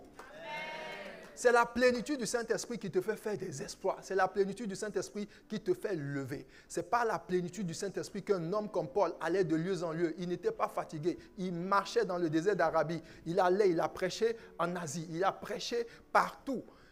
Il a implanté des églises. Il dit, j'ai travaillé plus que tous. Non pas moi, mais la grâce de Dieu qui m'accompagnait. Quand tu vois quelqu'un qui a du fruit par le Saint-Esprit, tu te poses la question, mais comment est-ce qu'il arrive à faire? C'est simplement parce que l'Esprit a pris le relais. L'esprit a pris le dessus. Donc, si tu es dans ton domaine et puis tu te plains, tu dis les choses n'avancent pas, les choses n'avancent pas, bien aimé, la chose qui te manque, c'est l'Esprit de Dieu. Alléluia. Dis avec moi, Seigneur. Donc, c'est de ça il parle. Il dit, si quelqu'un a soif, qu'il vienne à moi et qu'il boive. Donc, la notion de la soif, c'est ce qui t'amène vers Jésus. Tu dis, Seigneur, vraiment, dans tel domaine, ça ne va pas. J'ai les membres de ma famille qui souffrent, qui n'ont pas encore donné leur vie à Jésus. Il faut que ça change. Je vois comment l'ennemi est en train de fatiguer cette vie-là. Il faut que l'évangile puisse avancer. Le soupir que tu as, cette soif. Et cette soif, souvent, nous la traduisons, nous courons vers des choses. Voilà, parlant de la soif, Jésus a rencontré la Samaritaine près du puits. La Bible dit que la Samaritaine était là épuisée. Jésus arrive, il dit, femme, donne-moi de l'eau à boire. La femme dit non, mais pourquoi toi tu es juif, tu me demandes de l'eau à boire? Il dit, si tu savais celui qui te demande de l'eau, tu vas lui demander toi-même de l'eau. Il dit, mais tu n'as pas de quoi puiser, comment peux-tu me donner de l'eau? Jésus savait que Jésus était en train de lui dire, tu as besoin du Saint-Esprit. Alléluia. Et la femme dit, ok. Jésus dit, bon. Elle dit, bon, il y a un Messie qui va arriver. Et dit, je suis le Messie. Je suis celui-là qui est le Messie. Et quand Jésus a continué, elle dit, bon, donne-moi cette eau-là. Parce qu'elle a finalement compris que, parce qu'il est le Messie, elle veut son eau qui va la désaltérer pour toujours. Regardez la réponse que Jésus a dit à la femme. Il a quitté l'eau, il dit à la femme, va chercher ton mari. Et la femme dit, ah, Seigneur, vraiment, l'affaire de mariage, là, ce n'est pas simple. Vraiment, depuis l'année 2023, je suis à vase d'honneur. Hein? Ah, les autres sont bénis. Chaque fois, le pasteur déclare des choses. Ça leur arrive. Mais moi, là, même pas, je n'ai pas vu une mouche voler même. Rien ne se passe. C'est ça. Elle dit, Jésus dit, va chercher ton mari. Comme si Jésus ne savait pas ce par quoi elle passait. Et elle dit, ah, Seigneur, je n'ai point de mari. Il dit, tu as bien répondu. Est-ce que Jésus se trompait? Est-ce qu'il était un faux prophète? Non. Jésus savait qu'elle n'avait pas de mari. Mais il lui a posé la question pour voir, pour l'amener à comprendre que son affaire de chercher mari sans Dieu, là, ça ne l'amènera nulle part. Et il dit, tu as eu déjà 6. Tu es en train d'essayer un 5. Tu as fini avec un 5e. Maintenant, le 6e, là, ce n'est pas ton mari aussi. Voilà. Il dit, en fait, cette soif-là, pourquoi Jésus, dans Jean 7, est resté là? Il dit, si quelqu'un a soif, il n'a pas dit, si tu as soif, va puiser de l'eau quelque part. Va boire de l'eau. Il dit, viens à moi. Il dit, l'eau que je vais lui donner, cette eau-là jaillira jusque dans l'éternité. Donc, quand la femme avait soif, elle traduisait sa soif par le besoin d'un mari. Et dès qu'elle a eu un mari, elle a vu que ce n'était pas à son goût. Quand tu vas aller vers des choses, tu peux même dire, Seigneur, je veux du travail. Quand tu vas avoir ce travail-là, tu vas te rendre compte que le travail-là, ce n'est pas suffisamment. Ce n'est pas bon. Alléluia. Tu vas voir, par exemple, là où je suis devant vous, n'est-ce pas? Alléluia. Amen. Mais j'ai un travail. Je travaille. Tu ne savais pas que je travaillais. Voilà. Moi aussi, je travaille. Amen, amen. Je travaille devant toi et je travaille aussi. Alléluia. Mais je sais que dans la dimension des choses que je vais faire, il y a un moment où je n'aurai même pas besoin de travailler. Alléluia. Voilà. Tout à l'heure, d'ici la fin de la semaine prochaine, nous irons à Allemagne pour un séminaire. Et des vies vont être sauvées. Mois de novembre, on va aller à l'île du Prince-Édouard. Au mois de novembre, il y a campagne Jésus Sauveur Sénégal, où l'apôtre va pour les croisades d'évangélisation. Normalement, je suis attendu. Mais à cause de mon travail, j'ai tellement fini mes vacances que je n'ai plus. Dernièrement, même, je voulais prendre, je regarde ma banque. Tu es en moins même. Je suis en moins dans mes vacances. Alléluia. Début janvier, j'ai un retrait des pasteurs. Je vais aller. Et si je veux aller à Abidjan, c'est environ 2 semaines, ça me prend. Quand je reviens sur un mois de vacances annuelles, j'ai déjà fini 2 semaines comme ça. Et même ma femme, même, mes enfants. Alléluia, j'ai plus de vacances pour eux. C'est Pâques. Je vais aller. Reconnaissant des pasteurs. Je vais amener mes AP. Alléluia. Donc, il y a beaucoup de choses qui vont ce truc-là. Donc, même si je dis à Dieu, Seigneur, je veux travailler, Dieu sait que la notion de travailler là, elle ne sera pas toujours parfaite. Celui qui amène la perfection dans ta vie, c'est le Saint-Esprit. C'est lui, lorsque tu demandes le travail, il connaît ce qui est le mieux pour toi. Donc quand il arrive, il prend le contrôle, il va créer les circonstances pour que tu aies ce qu'il te faut. C'est pour ça que Jésus a dit à cette femme, ce n'est pas le travail qui va répondre à ton besoin. Ou bien ce n'est pas le mari. Il dit, je vais te donner une eau. Quand le Saint-Esprit arrive, il va commencer par toucher chaque domaine de ta vie. Amen. Alléluia. Dernièrement, avant la veillée, à un moment donné, pendant que j'étais en train de marcher, l'Esprit de Dieu me parle, il me dit, fais attention aux attaques de l'ennemi qu'on appelle les attaques surprises. Je dis, Jésus, ça c'est quel a fait ça? Et c'est là il ouvre mes yeux. Il dit, il y a des fois, et il m'a montré les Écritures, où David lui-même il dit, mes ennemis m'ont surpris au moment de mon angoisse. Il dit, il y a des choses dans la vie de mes enfants. Ça dit que quand l'ennemi t'attaque, ce n'est pas comme si tu t'y attendais. Il y a des fois, tu peux voir la chose arriver. Il y a des fois, quand l'ennemi cherche à t'attaquer, il vient en surprise. C'est comme si, par exemple, quelqu'un se marie et jamais il n'a pensé que même il va y avoir un problème dans son foyer, etc. Il est un bon chrétien. Et puis un jour, subitement, il va commencer par y avoir, son couple commence par battre comme ça. Boum, boum, boum, boum. À un moment donné, il ne sait pas comment ça s'est passé. La femme dit, moi je vais quitter la maison. Qu'est-ce qui vient de se passer? C'est une surprise. Il ne s'attendait pas à ça. Et même aujourd'hui, quand vous voyez par exemple, même l'éducation de tes enfants, tu as ton enfant, il a quel âge? Est-ce que tu sais la force qu'il faut sur ton enfant pour le garder de son enfance jusqu'à sa maturité? Est-ce que tu es avec lui à l'école? Est-ce que tu es avec lui lorsqu'il dort? Est-ce que tu es avec lui lorsqu'il va rentrer dans la puberté? Les amis qu'il va voir, quel sera son tempérament? Il y a beaucoup de parents chrétiens, même des pasteurs, qui sont désemparés par ce que ça dit, les événements qui lui arrivent, qui ne s'attendaient pas. Dieu dit, c'est dans la prière et par le Saint-Esprit que moi je viens, je règle chaque domaine de ta vie. Il y a des choses que ta pensée ne peut jamais saisir. C'est pour ça que tu as besoin du Saint-Esprit. Le Saint-Esprit, quand tu dors ou quand tu rentres dans une dimension de prière, tu es rempli de l'Esprit. Des fois, même quand tu rentres juste dans un environnement, c'est-à-dire quand tu es rempli du Saint-Esprit, ça suffit pour purifier l'atmosphère. Il y a des fois, l'ennemi rentre dans ta maison, surtout les couples où des fois vous vous chamaillez et puis tu penses que c'est ta femme juste qui est peut-être un peu sur les émotions. Et puis toi-même, tu parles, tu rentres dedans, vous battez même. Tu n'as pas compris l'affaire. Des fois, c'est le diable. Et parce que ta plénitude n'est pas là, toi-même, tu n'arrives même pas à te maîtriser. Tu parles, tu dis des choses. Et là où Dieu dit, avant, ne laissez pas que le soleil se couche sur votre colère, il y a des couples chrétiens où ils font 2 croisées. Quand ils se couchent, comme ça, l'autre regarde à gauche, l'autre regarde à droite. Ils font 2 semaines avec ça.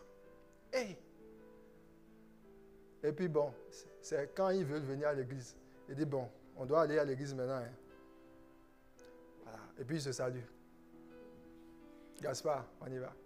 Il faut que tout le monde pense que tout. Comment tu peux vivre comme ça? Et tu vas dire, non, pasteur, c'est lui qui a le problème, c'est elle. Mais comment est-ce que ce palabre-là est rentré dans ton couple? Comment est-ce que cette dispute-là est venue? Comment est-ce que vous avez permis? C'est un manque de plénitude. Lorsqu'il y a la plénitude dans un couple, je t'assure tout, quel que soit. C'est-à-dire, c'est comme si vos journées sont... Même l'environnement. L'environnement est chargé de la présence de Dieu. Le diable ne peut pas rentrer. Les colères, les crises, toutes ces choses-là qui viennent pour vous agiter comme ça, là, vous n'allez pas les voir avant même que vous ne veniez pour dire, prie pour moi, pasteur. Je ne dis pas qu'il n'y a pas la prière qui va venir. Mais généralement, c'est un manque de plénitude qui crée cet environnement chaotique-là. Alléluia. C'est pour ça que tu dois rechercher. Donc, il dit que quand tu as des problèmes, ne va pas chercher des choses, et puis c'est là, tu as un problème financier, et tu dis, oh, moi, je n'ai pas le temps. Tu es tout le temps sur TikTok. WhatsApp, qu'est-ce que je vais faire? Bien-aimé, tout ce temps-là, depuis que tu es en train de faire, est-ce que tu as trouvé la solution? Ou bien tu appelles les gens, et c'est là même tu diminues tes temps de prière. Dieu dit, ma fille, où vas-tu comme ça? Viens, je vais te donner ce qu'il faut. Viens, je vais te remplir. Viens, je vais rentrer dans cette circonstance, calmer la tempête. Tu dis, non, papa, je suis trop comme... C'est difficile. Oh, c'est dur. C'est dur. Je ne comprends pas ma vie. Oui, tu ne vas pas la comprendre. Jusqu'à ce que Jésus dit, tu as soif. Viens. Tu dis, non, papa, attends d'abord. Je vais aller finir avec l'affaire là. Quand tu vas finir, tu es fatigué même. Tu dis, Jésus, viens, prends-moi. D'ailleurs, même, à quoi sert-il de vivre si c'est dans ces problèmes-là? Et puis tu fais comme, oh, c'est vrai, il est dit que vous aurez des tribulations. Mais pour moi, là, c'est beaucoup. Seigneur, prends-moi. Jésus était là-dedans. Mais la Bible dit, il dit, lorsque la tentation viendra, il vous donnera la force nécessaire afin que vous puissiez la dépasser. Mais tu n'as jamais pris le temps de recevoir la force. Quand tu n'as pas reçu la force, la tentation est arrivée, tu es à terre. Les épreuves sont venues, tu es à terre. Tu n'as pas eu la force. Alléluia. Alors, quand tu as cette soif-là, pour pouvoir recevoir la plénitude, il ne faut pas rester les bras croisés. Tu dis, bon, ok, le pasteur a dit, quand j'ai des problèmes, de chercher, d'avoir la plénitude, il faut aller. Il dit, si tu as soif, tu viens. Alors, souvent, quelle est l'attitude à adopter? C'est ce qu'on appelle se retirer. Ok. Tu dois créer un temps de retraite. Amen. La vie et le monde nous enseignent, lorsque tu as des problèmes, commence par courir à gauche et à droite, cherche à répondre à tes problèmes. Ça, c'est ceux-là qui ne développent pas ou qui ne connaissent pas l'utilité, la suprématie du Saint-Esprit. Le Saint-Esprit, il n'est pas simplement un vent ou quelqu'un qui vient te faire secouer quand tu as... Tu secoues, tu trembles comme ça. On dit, ouais, le Saint-Esprit était dans ce culte-là. Non. Le Saint-Esprit a un caractère, il est d'abord Seigneur. Alléluia. Il est Seigneur. Tous les hommes de Dieu qui ont appris à marcher avec le Saint-Esprit, à la limite, c'est comme si, c'est-à-dire, ils connaissent comment on réveille et on soupire après l'Esprit. Donc, tu dois aller à part, tu dois te séparer. Et tu prends un temps de retraite et tu restes là. Tu dis, Seigneur, vraiment, les challenges que je rencontre, j'ai besoin de toi. Voilà. Et tu dois demander le Saint-Esprit. Tu dis, Seigneur, remplis-moi de toi. Amen, amen. Si c'est possible, par exemple, en début d'année comme ça, une nouvelle année, ça contient de nouveaux challenges. Tu dois prendre un temps de retraite et puis tu passes du temps dans la présence de Dieu pour qu'il télécharge en toi les nouvelles donnes, la nouvelle vision. Souvent même, c'est des fois des réflexes, c'est une intelligence, une sagesse. Voilà. Quand par exemple, tu te retrouves à avoir des difficultés avec les hommes, quand je parle des hommes, je ne parle pas de femmes avec les hommes. C'est-à-dire, je fais allusion à des difficultés, par exemple, dans tes relations humaines. Tu peux, par exemple, te dire, oh, c'est les autres qui ont des problèmes. Mais tu sais que si le Saint-Esprit vient à toi, il va te dire, c'est toi le problème. Oui. Il va venir, il va changer juste une seule perception que tu as de l'homme. Il peut venir, par exemple, te dire, moi, je me souviens une fois, pendant que je cherchais le Saint-Esprit, l'Esprit de Dieu est venu me parler de ce que c'est lui qui a créé l'homme. C'est lui qui a créé l'homme. Bon, cette révélation, elle est profonde. Je ne veux pas rentrer tout le temps. Amen, amen, c'est pour moi. Peut-être un jour, je vais te partager ça. Mais il y a des choses, quand tu les comprends, je t'assure tout, ça te sera même difficile de rejeter une personne. Quand vous voyez des gens qui ont un fort esprit de rejet, ils se rejettent eux-mêmes, rejettent les gens qui sont autour d'eux, ou des gens qui ne savent pas apprécier la valeur des gens autour d'eux. Voilà. Si tu es une personne, par exemple, qui n'a pas cette révélation-là, Dieu peut même t'envoyer des gens qui vont participer à de grandes choses dans ta vie. Mais au début, à l'extérieur, tu vas soit les mépriser ou tu ne vas pas leur donner de la valeur. Certains vont venir même avec beaucoup de problèmes, beaucoup de difficultés. Eux-mêmes, ils vont pas savoir pourquoi Dieu les a envoyés. Voilà. Regardez par exemple Jésus. Pour accomplir son ministère, Dieu lui a donné les 12 apôtres. Mais les 12 apôtres, parmi eux, il y avait des voleurs. Bon, il y avait un voleur particulièrement, Judas. Mais Judas, il était important dans l'affaire. Amen, amen. Parmi eux, il y avait Pierre. Pierre, n'en parlons même pas. Alléluia. Il y avait d'autres personnes. Et puis, leur vie n'était pas forcément bien. Mais Jésus a su que chacun d'entre eux était important. Il les a bien traités. Dans Jean chapitre 17, lui-même, il dit, tous ceux que tu m'as confiés, je n'ai perdu aucun d'eux. Ça veut dire que Jésus avait la connaissance de la valeur des hommes. Est-ce que tu connais la valeur des gens? Est-ce que tu connais? Dans ton lieu de travail, des personnes qui sont autour de toi, est-ce que tu connais leur valeur? Ou bien, tu sais que c'est toi seul qui existe, et puis, mais tu vas rater beaucoup de choses. Amen, amen. Donc, dans les temps de retraite, ce que tu vas faire, c'est te tenir dans la présence de Dieu. Et ce n'est pas le moment d'être en train de prier, de dire, Seigneur, tu connais mon problème, tu connais... Non, non, non. Dans les temps de retraite, on ne présente pas ces problèmes. On cherche simplement la présence du Saint-Esprit. Alléluia. Tu rentres dans la présence de Dieu. Des fois, tu lis juste ta Bible ou tu prends un jour, une journée particulière où tu ne travailles pas et tu es seul dans ta chambre et tu attends Jésus. Tu dis, Seigneur, remplis-moi de toi, renouvelle, accorde-moi une nouvelle dimension de ta personne. Et là, l'Esprit de Dieu, à un moment donné, va rentrer. Et quand il rentre souvent dans ta vie, il ne va pas forcément te donner toujours ce que tu attends. Des fois, il va... En fait, ton être peut être changé de l'intérieur sans que toi-même tu ne t'en rendes compte. Alléluia. Il va simplement venir agir dans ton cœur, dans ton homme intérieur. Et ça suffit déjà pour disposer l'atmosphère en ta faveur. Quand tu sors de là, les circonstances ont changé. Tu vas avoir le miracle. Tu attendais un travail, le travail arrive, où tu te lèves. Et nous allons toucher le troisième point, maintenant, peut-être dimanche, où nous allons parler de la prière en langue et de l'interprétation, où nous allons rentrer dans une dimension un peu plus prophétique de la manière dont Dieu commence par changer les événements. Alléluia. Donne un bon amen à Jésus.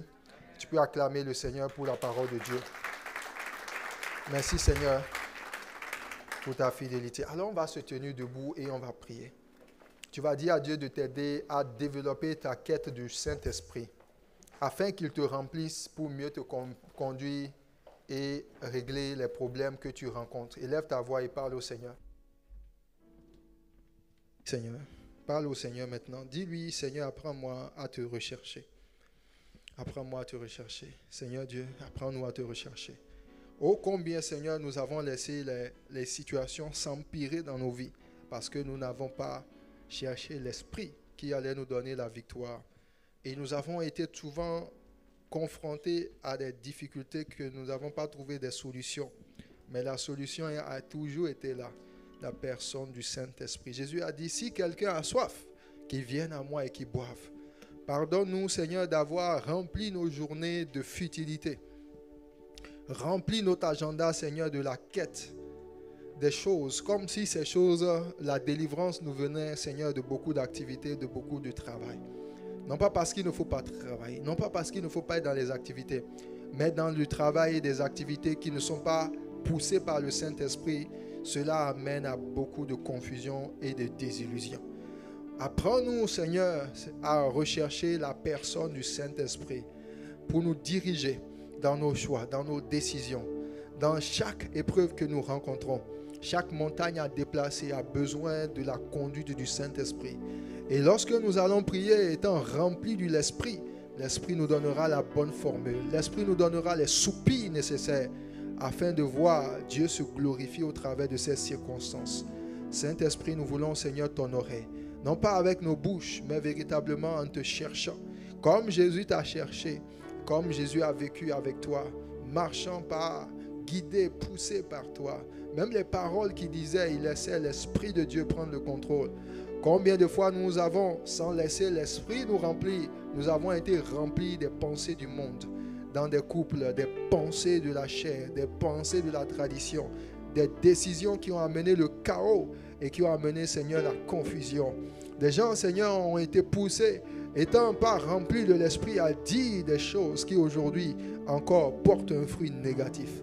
Mais, oh Dieu, en cette semaine, nous voulons prendre la résolution de faire une pause et d'aller, Seigneur, chercher ta face. Quand nous allons dans ta présence, c'est pour dire, Papa, entre toi et moi, Seigneur, je veux un face à face. Rechercher la plénitude, c'est se séparer du monde et s'abandonner à Dieu. Dis, Seigneur, pendant longtemps, j'ai prié, mais je n'ai jamais laissé le Saint-Esprit me remplir pour me conduire à prier. C'est dire au Saint-Esprit, ma vie dans tel domaine n'avance pas parce que j'ai vécu en pensant que parce que tu es dans ma vie, tu as pris le contrôle. Mais ce n'est pas vrai. L'Esprit de Dieu ne prend pas le contrôle parce qu'il est dans nos vies. Il prend le contrôle à partir du moment où nous l'avons laissé nous remplir.